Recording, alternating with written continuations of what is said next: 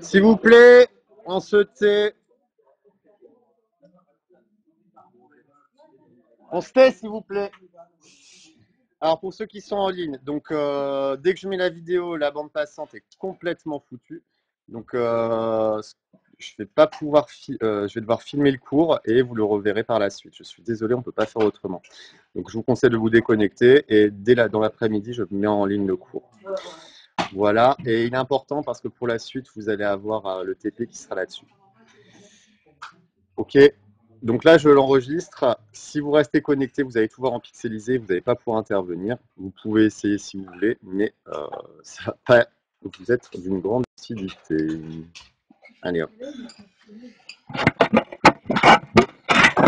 Moi, c'est sur Orange, mais je sais pas, il n'y a pas de... T'as une très bonne qualité de... Non, super.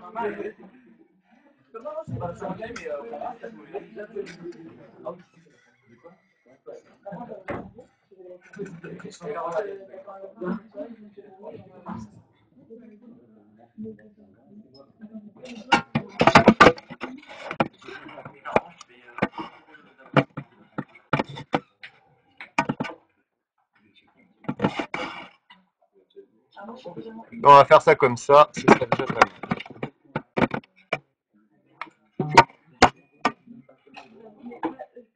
Là, ça marche à peu près. Ah, on y va. Ouais, ça fait du cher. Alors, pour l'appel, est-ce qu'il manque des gens 2, 4, 6, 8, 10, 12, 14. Il manque quelqu'un, il manque qui avant de parler. Encore? Bah oui, pour. Il est jamais là, la maladie là. Tu as le droit de faire ses affaires, le droit de sortie. Alors, chapitre 4, la quantité de matière, la mole. Donc, en fait, ça fait suite au dénombrement de quantité. On va commencer par le 1, de la masse au nombre d'entités chimiques. Donc, comment est-ce qu'on passe d'une masse à un nombre d'entités chimiques? De la masse au nombre d'entités chimiques. Alors déjà, qu'est-ce qu'on appelle une entité? Ça peut être un atome, ça peut être une molécule, ça peut être des ions. Première chose.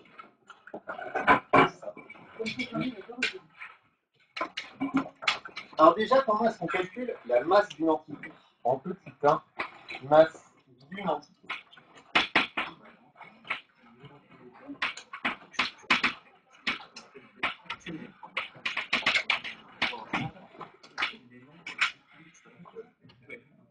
Oui. La mole, c'est à l'échelle de l'atome ou la molécule? La quoi? La mole. Aussi bien. Alors, c'est à n'importe quelle échelle. Tu peux très bien parler de mole d'un certain type d'atome, une mole d'un certain type de molécule, mais tu peux aussi parler d'une mole de, par exemple. Donc, c'est à n'importe quelle échelle. C'est juste, on va voir que c'est un facteur qui nous permet de, plutôt que parler en milliards de molécules, on va parler en moles de molécules. On va arriver à... Donc la masse d'un atome ou d'un ion, la masse, ça c'est ce qu'on a vu dans le chapitre d'avant. La masse d'un atome ou d'un ion monoatomique,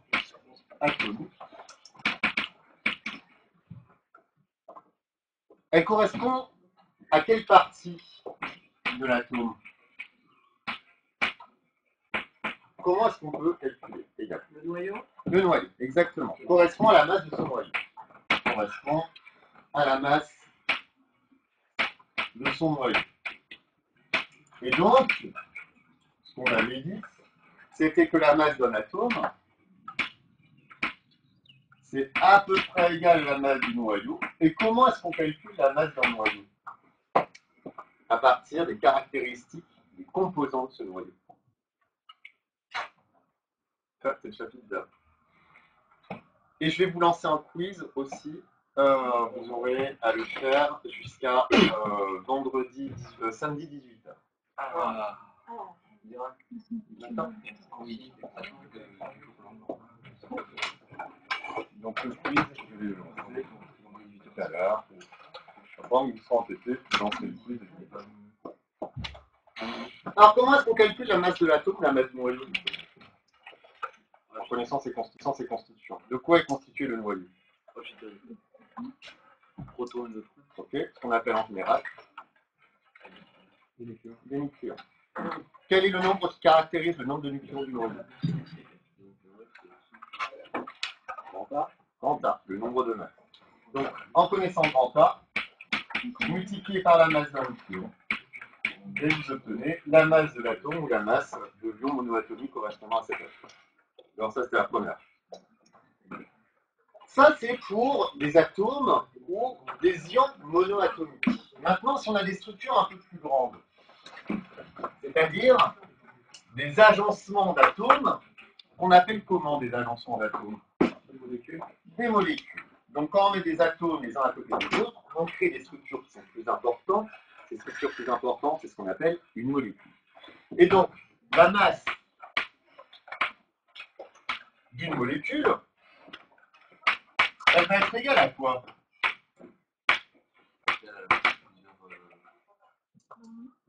Est égale à quoi au final? J'ai entendu?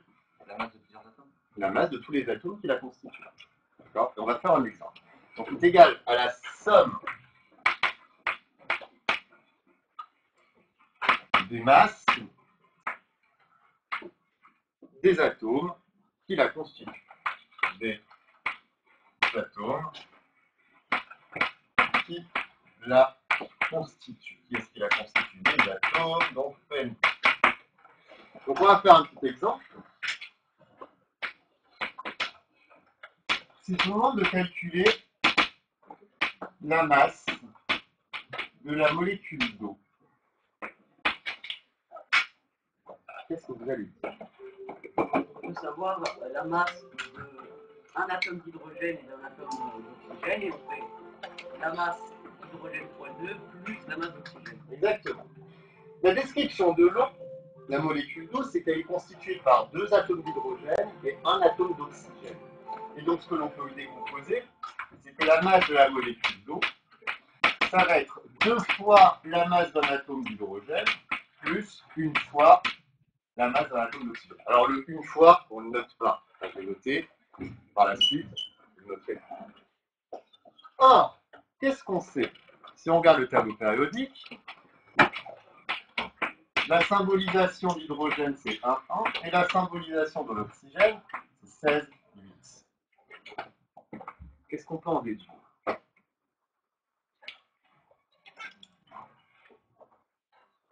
Le poids d'un proton est égal au poids de l'hydrogène. Oui, c'est vrai qu'en fait, un proton, c'est pareil que l'hydrogène.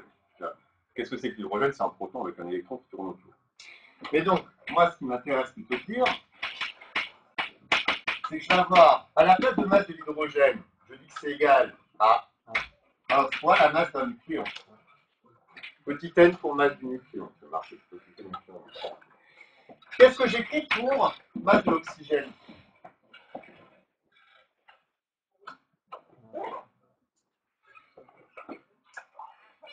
D'ailleurs, je fais une bêtise.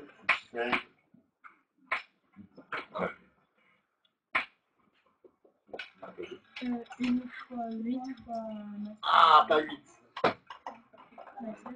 Et ouais, parce que 8, ça correspond à quoi? À la masse. Ah non. 8, ça le 8, là, il veut dire quoi? C'est le nombre de protons. C'est le nombre de protons qui sont dans le noyau. Et le 16, c'est quoi? Le nombre de nucléons, donc les protons et les neutrons. Donc si je veux la masse du noyau d'oxygène, c'est les protons et les neutrons qui ont à peu près la même masse. Donc on dit qu'il y en a 16 fois la masse d'un nucléon. Donc au final, ce que je peux dire, c'est que la masse de la molécule d'eau, c'est 2 fois 1 plus 16, c'est 18 fois la masse d'un nucléon. On n'a plus qu'à faire notre application numérique.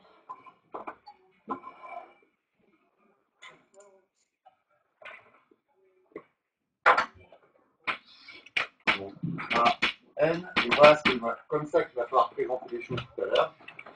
On va dire que la masse de la molécule d'eau, ça va être 18 fois la masse d'un nucléon. Alors, on regarde dans le bouquin ce qu'il donne. Ça, c'est des valeurs que je vous donnerai par la suite. Alors, où est-elle la masse d'un nucléon? La masse d'un nucléon.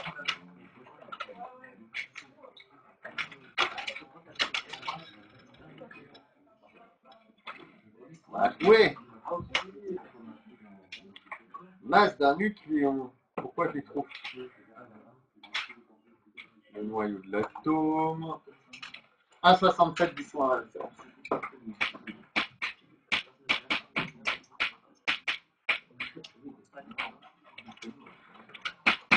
Et donc, on calcule ça. Pour la calculette.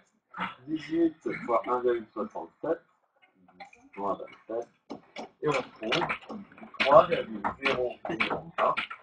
10 puissance moins 26 kg. Ça, c'est la masse d'une molécule.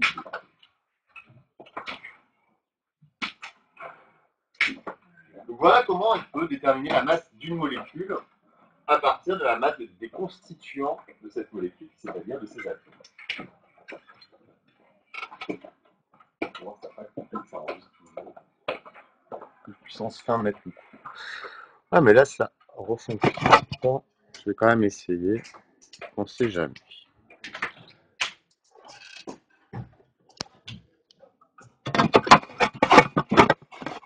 Là ça a l'air de fonctionner à peu près. Et bon, ça fonctionne. À chaque fois que je mets une qualité vidéo meilleure. Alors, est-ce que c'est OK pour ça? C'est clair? Comment on calcule la masse d'une molécule? Donc maintenant, ce qu'on va faire, on va dénombrer le nombre d'entités qui sont contenues à l'intérieur. Vas-y. Pourquoi la partie de 8 Je l'ai déjà expliqué. 8, ça correspond au nombre de protons, alors que le noyau est constitué par des protons et des neutrons. C'est le cours d'avant. Oui, j'ai le 2. Alors, on peut... Le 2, c'est parce que tu as 2 atomes d'hydrogène. Ah. 2 atomes d'hydrogène. Si tu as 2 atomes d'hydrogène et un atome d'oxygène, pour avoir la masse totale, tu fais 2 fois la masse d'un atome d'hydrogène plus 1 fois la masse d'un atome d'oxygène. Oui ou non? Oui. Et ensuite, l'oxygène, lui, il est constitué par 16 nucléons. Donc pour avoir la masse d'un atome d'oxygène, tu fais 16 fois la masse d'un nucléon. Ah, d'accord. Petit 2, on va regarder comment on détermine le nombre d'entités. Nombre d'entités.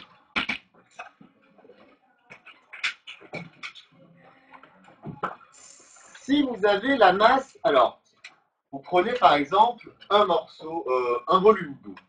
Ben, vous savez que dans ce volume d'eau a une certaine masse.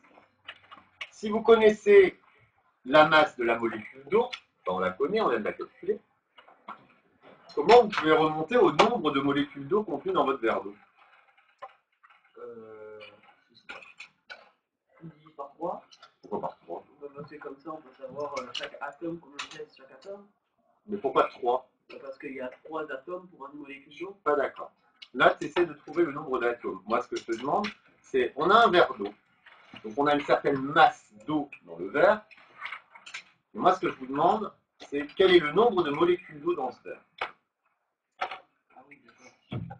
Là, c'est un peu super facile. Il va y avoir quelque chose qui peut intervenir en proportionnalité. Bien sûr, c'est proportionnel. Si j'ai une molécule d'eau, elle va peser 3 10 moins 26 kg. Si j'en ai deux, ça va peser combien? 6 10 moins 26 kg. Si j'en ai 1000, bah, ça va peser 1000 fois 3 10 moins 26 kg. Oui ou non? Donc, le facteur de proportionnalité entre la masse d'eau contenue dans mon verre d'eau et la masse d'une molécule d'eau, ça correspond à quoi? À quoi correspond le facteur de proportionnalité entre la masse d'eau contenue dans mon verre d'eau et la masse d'une molécule d'eau? Masse totale divisée par... C'est pas ma question. Ah. Qu'est-ce que je peux écrire comme? Alors, on va l'écrire. La masse M d'un échantillon. Donc là, par exemple, notre verre d'eau. La masse M d'un échantillon. Donc un échantillon qui est constitué juste par les mêmes types d'entités. Et proportionnel à quoi?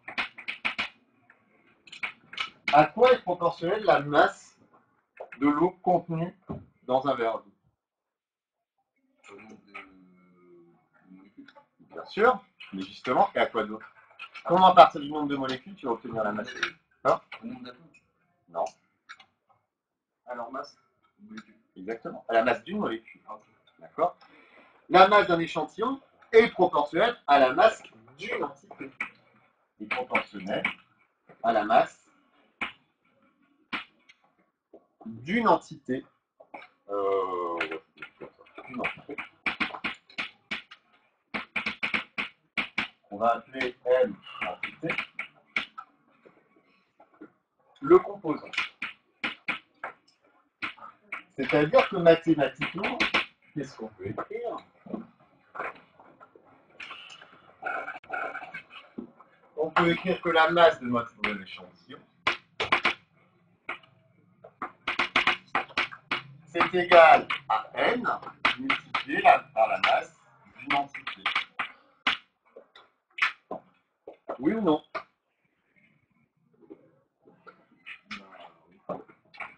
Non, on peut mettre l'échantillon. Est-ce que ça vous semble logique, cette relation?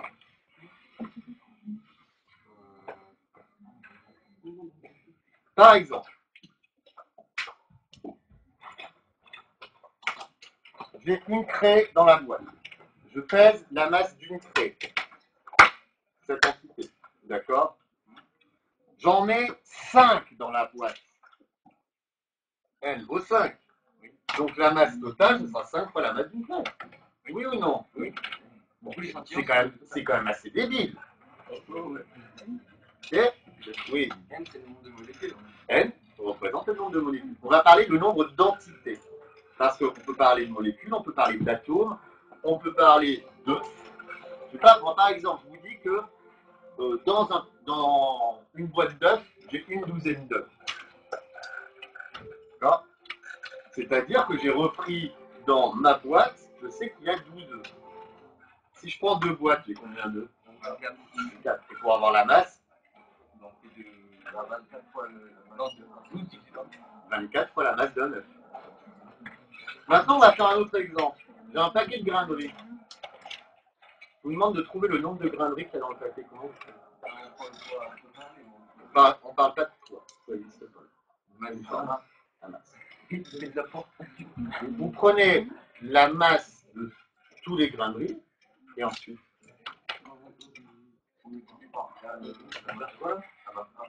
le nombre de grains de riz contenus dans un paquet de riz. Eh ben, ça va être dur le TP tout à l'heure. Si vous n'arrivez pas à avoir ça, c'est quand même grave. Mais c'est la masse divisée par le grain. Ben voilà. Vous faites la masse de tous les grains de riz divisé par la masse d'un grain de riz, vous obtenez le nombre de grains de riz. Oui ou non? C'est quand même simple ça. Hein? Si ça, vous n'arrivez pas à le percevoir, tout à l'heure, ça va être super dur. Et pourtant, ce n'est que ça que je vais vous demander. Donc, on en est là. Donc, la masse d'un échantillon est proportionnelle à la masse d'une entité qui compose cet échantillon.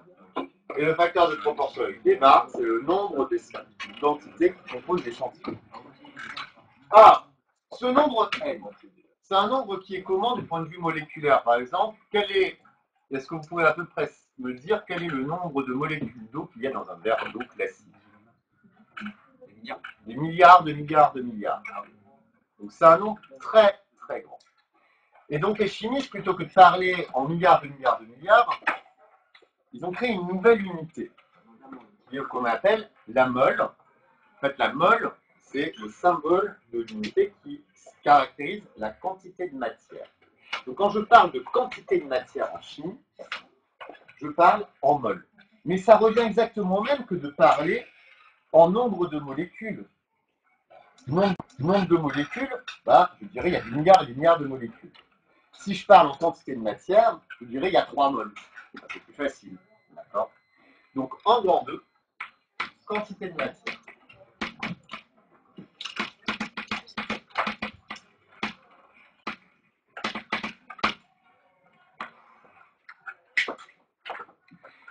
Alors, Donc cette quantité de matière, on va regarder déjà, je l'ai déjà dit, l'unité de la quantité de matière, ce qu'on appelle la mole. De la quantité de matière, de fois la mole.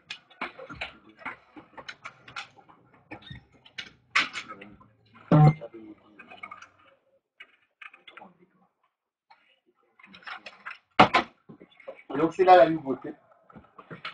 Vous allez apprendre que une mole contient un nombre qu'on note Na. Na, et ça vaut 6,02 10 puissance 23 entités identiques. Alors, qu'est-ce que ça veut dire? Si je vous dis que j'ai une mole d'eau, qu'est-ce que ça veut dire d'avoir une mole d'eau?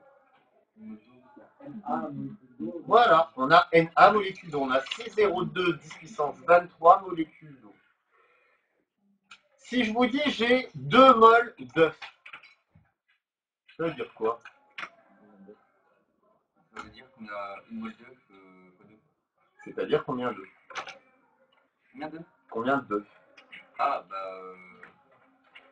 nombre de moles. Une mole d'œuf. Combien d'œufs? De moles d'œuf. Ça. 2 fois 6, 0,2, 10 puissance 23. Ah, ok. Tout bête, d'accord? Si j'ai une mole, vous savez que une mole contient 6,02 10 puissance 23 entités particulières. Pour des marguerites, si j'ai 4 moles de marguerites, ça fait combien de marguerites?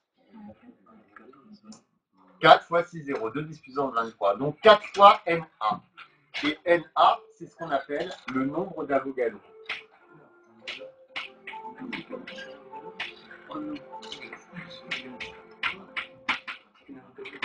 D'Avogadro.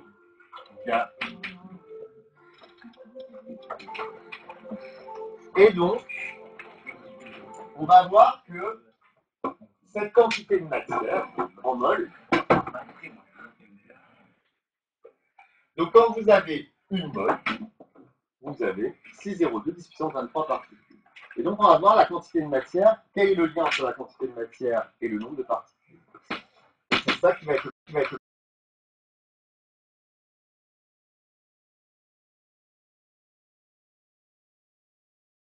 petit n et nombre de particules. Nombre d'entités, qu'est-ce que j'ai mis? Et nombre d'entités. Ouais, c'est cohérent. On note grand N. Donc quel est le lien qui existe entre petit n et grand N? Quelle est la formule qui va vous donner le lien entre petit n et grand N? Si une mole contient 6,02 10 23 entités. N fois Na égale petit n. Alors, ok, je suis d'accord. Alors, comment on la trouve? On dit qu'une mole, ça contient combien de particules? Combien d'entités? C'est-à-dire qu'on a appelé, comment on l'a noté, ce 6,02 10 23? Na. Donc, si j'ai petit n mol, je vais avoir grand n entité. Donc, vous voyez bien qu'il y a un rapport de proportionnalité. Donc, de là, vous pouvez dire que petit n, il est égal à quoi, d'après cette formule? Hein? N fois Na. Raté.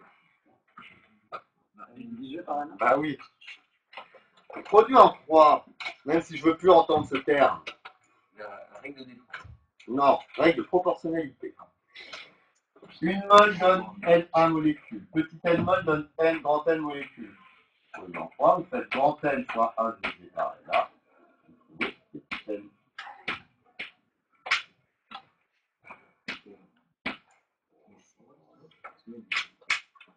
Petit n, il est en mol. Grand N, il est sans unité puisque c'est un nombre de particules. Quelle est l'unité donc de Na, du nombre d'Avogadro? C'est pas la même. Non, parce que regarde, petit n est en mol. Si tu mets Na en mol, tu vas avoir des 1 sur des mols, qui ne sera pas égal à des mols. C'est le nombre de molécules. Non plus. Parce que si tu as un nombre de molécules qui est sans unité, un nombre de molécules, c'est pas l'unité au final. C'est sans unité divisé par sans unité, donc ton résultat sera sans unité. C'est les entités alors. Et N mol, il correspond à quoi? Tu dis que tu as petit n mol. Et petit N, c'est quoi? C'est le nombre de mols. C'est comme si je te dis petit m, c'est la masse. Tu as une masse de petit m qui vaut 40 kg. Là, tu as un petit n en mol qui vaut 20 mols. Hein? Non. Ça va être des mols moins 1. Et par mol. Donc en fait, Na, qui est égal à 6,02 10 puissance 23 mol moins 1. Voilà ce que vous devez connaître. Et ça, ceci conclut le chapitre. Il n'y a rien à connaître. La seule chose que vous devez connaître, c'est ça. Savoir de quoi est constituée une molécule, etc., etc. Alors, on va faire un petit exo. On va faire 2 exos.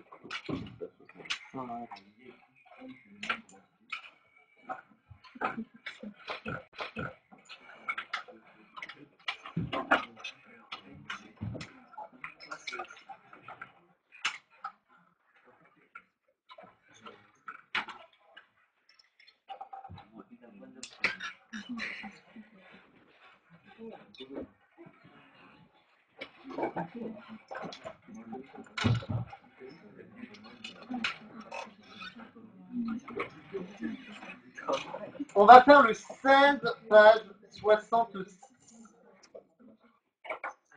Ce qui va vous permettre ensuite de commencer le TP.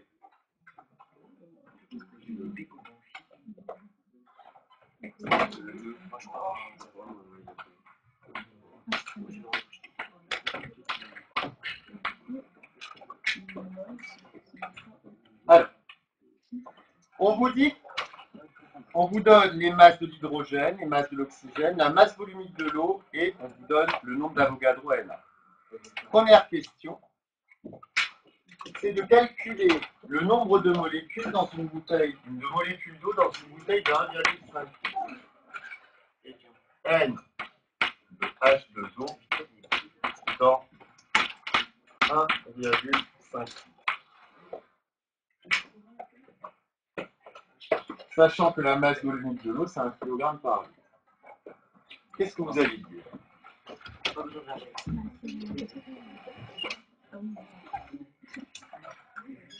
Alors, on va se concentrer. Là, c'est toute la base. On a 1,5 litre d'eau et on divise par la masse d'une molécule d'H2O. Pour avoir le nombre de molécules d'eau, vous savez que une molécule d'eau, alors on va plutôt le poser comme ça. Plutôt l'écrire comme ça. 1,5 litres d'eau, ça pèse combien? 1 kg. M égale 1,5 kg. D'accord? Donc, comme on sait que la masse totale de l'eau que l'on veut, c'est égal au nombre de molécules d'eau multiplié par la masse d'une molécule d'eau, ben on peut dire que N de H2O, c'est la masse de votre échantillon sur la masse d'une molécule d'eau. Comment est-ce qu'on peut obtenir la masse d'une molécule d'eau avec les données de votre énoncé? Dans l'énoncé, on vous donne la masse de l'hydrogène et la masse de l'oxygène.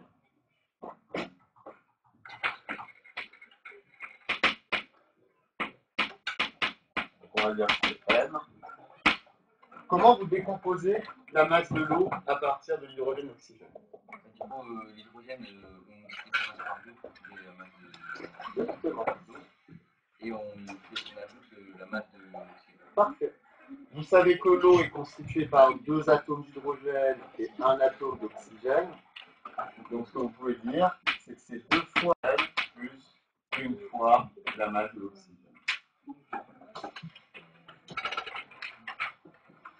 Vous faites l'application numérique. Et vous retrouvez que N de H2O, ça va être 1,5 kg divisé par 2 fois la masse de l'hydrogène, je vous ai donné à 1,67 10-27.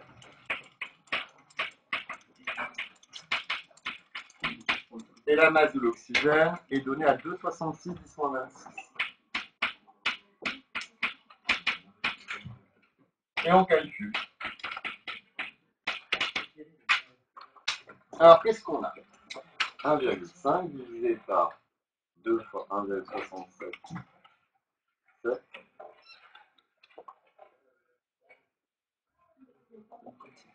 Et là, je trouve 5,01 10 puissance 25. Et ça, c'est le nombre de molécules d'eau. Que dans une bouteille de 1,5 litres d'eau, j'ai 5,01 10 puissance 25 molécules d'eau. C'est un très grand nombre. Et vous, ce qu'on vous demande après, c'est à quelle quantité de matière ça correspond.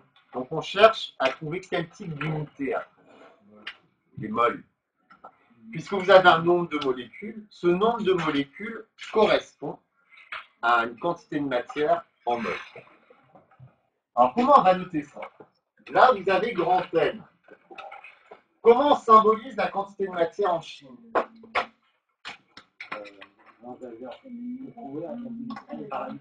C'est ce qu'on va faire. Mais comment est-ce qu'on symbolise en chimie la quantité de matière? Par quelle lettre? C'est comme si je vous demandais par quelle lettre on symbolise la masse. Par la masse par Q. Non, M, pardon. Ouais, voilà. Par quoi on symbolise? Qu'est-ce qui symbolise la lettre Q en physique? C'est une charge. La charge. Et donc, la quantité de matière, on la symbolise par quelle lettre? Par petit n. Et là, faites gaffe, hein. Les petits n ou n en majuscule, ça n'a pas la même signification. Il faut que vous fassiez gaffe à tout ça maintenant. Chaque chose que vous allez écrire va avoir une signification précise. Donc si maintenant je vous contentez, je marque un truc sans faire attention à ce que j'écris, 0 directement. Ce que je veux maintenant de vous, c'est de la précision. On écrit des choses, à chaque fois qu'une lettre est utilisée, c'est parce qu'elle a une signification physique et chimique précise. Si vous ne respectez pas ça, c'est simple, je ne corrige pas le reste de la copie. Donc là, ce que l'on veut calculer, on veut calculer la quantité de matière, donc petit n, de H2O. Et ça, c'est facile, puisqu'on a vu que petit n, c'est relié à grand N, on vient de calculer, divisé par le nombre d'Avogadro. Voilà votre expression littérale. On fait notre application numérique. Donc on va avoir 5,01 10 puissance 25 molécules d'eau, divisé par 6,02 10 puissance 23. Et ça, on calcule.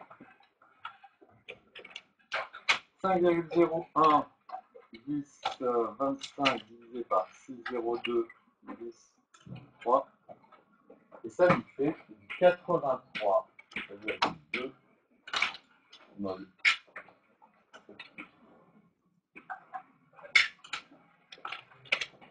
Voilà à quoi correspond la quantité de matière 83,2 mol. Ça correspond en fait à écrire 5,01 10 puissance 25 molécules.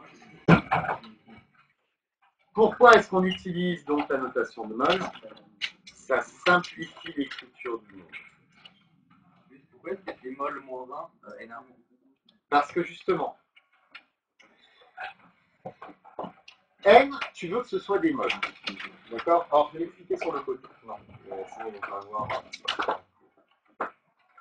Ouais, pardon. N, tu veux que ce soit en mol. Ça, c'est sans unité.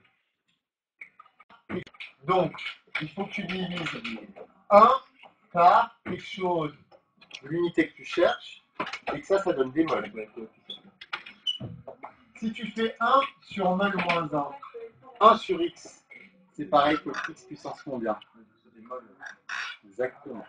Puisque là, c'est pareil qu'avoir mol moins 1 à la puissance moins 1, c'est-à-dire des moles. 1 sur x, c'est pareil que x puissance moins 1. Et si vous avez 1 sur mol moins 1, ce sont des moles. D'où le fait que NA soit en mol moins 1, de façon à obtenir la quantité de matière. D'accord? Pourquoi là on l'a pas fait pour l'application numérique? On n'a pas mis moins 1 et 6,02. Parce, attention, c'est l'unité qui est en mol moins 1. Ah oui, oui. C'est juste l'unité.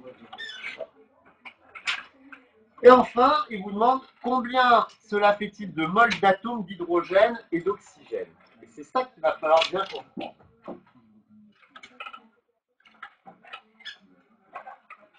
Donc, est-ce que tout le monde a compris que mes 5,01 10 puissance 25 molécules d'eau, ça correspond à 83,2 mol d'eau? C'est clair ou pas, ça? Maintenant, ce qu'on vous demande, c'est de dire quelle est la quantité de matière d'hydrogène et d'oxygène. Ce qu'on cherche à calculer en 3, c'est la quantité de matière de H et la quantité de matière de O.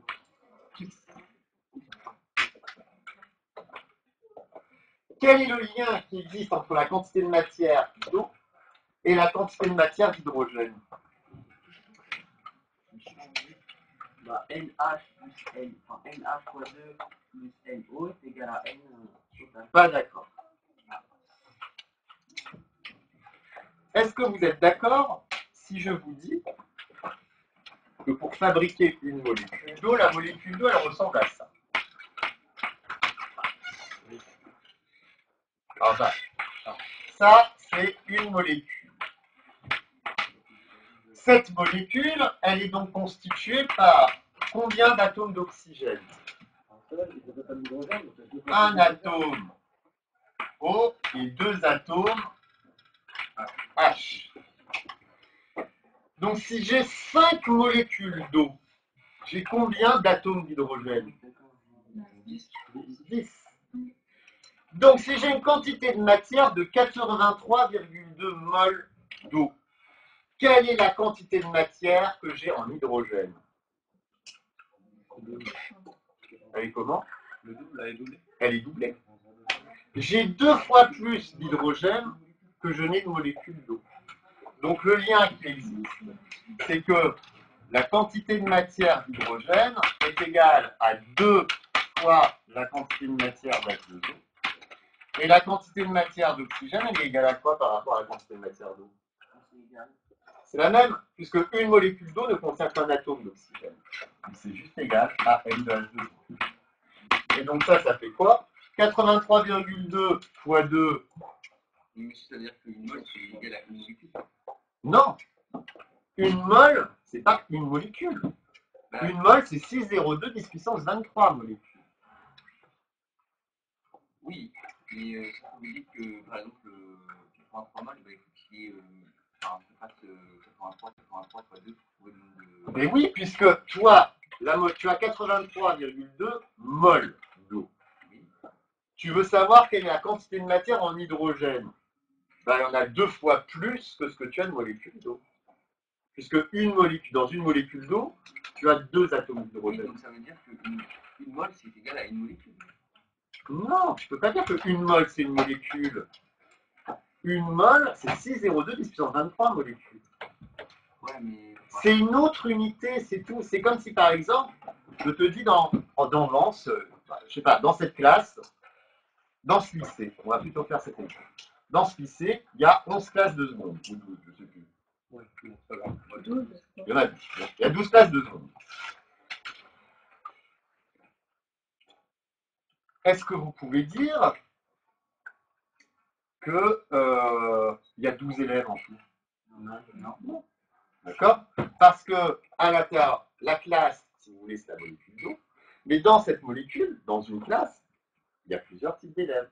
Il y a des garçons, il y a des filles. Vous êtes d'accord ou pas? Admettons qu'il y ait exactement le même nombre de garçons et le même nombre de filles dans chaque classe. Par exemple, il y aurait 20 filles dans une classe et 15 garçons. Oui ou non? Oui. On pourrait dire que les garçons, ce sont des atomes d'hydrogène, enfin des atomes d'oxygène, et les filles des atomes d'hydrogène. Maintenant, comment est-ce que vous trouveriez le nombre total de filles et le nombre total de garçons dans le lycée? On fait 20 fois 12. Exactement. Vous dites que le nombre de filles, comme il y en a 20 par classe et qu'il y a 12 classes, vous ne faites pas par 12. Là, c'est la même chose. Si j'ai 12 molécules d'eau, combien je vais avoir d'atomes d'hydrogène? 12 fois 2. 24. Oui ou non? Oui, sauf que là, il n'y a pas 12 molécules d'eau. Vous dites qu'il y en a 83 pour faire. Voilà, maintenant, moi j'ai 83,2 mol. C'est une quantité de matière. Là, la molécule, c'est une molécule qui ne correspond pas à une mol. Change maintenant ta vision des choses. Change de perspective, on appelle ça. Au lieu de parler d'un nombre d'œufs, tu vas parler en douzaine d'œufs. Tes douzaines d'œufs, c'était ton nouvelle expression, c'est ta mol d'œufs. Donc, si je te dis tu as 4 douzaines, ça fait combien d'œufs? 4 moles. Donc ça fait 4 fois 12. Sauf que nous, une mole, c'est 6,02 puissance 23 molécules. Oui, donc là, la mole, elle est égale à une molécule. Mais non, mais ça me stresse vu que. Une mole, c'est 6,02 10 23 molécules. C'est tout, c'est Na.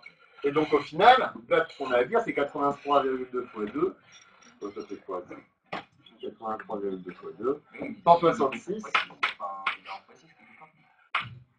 Et là, on en a 83,2.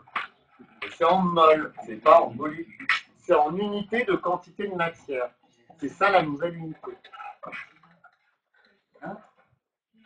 Sur ce, là, je vais couper le cours. Je vais tout de suite le diffuser pour que les autres puissent le voir en ligne. Enfin, dès qu'il sera en ligne.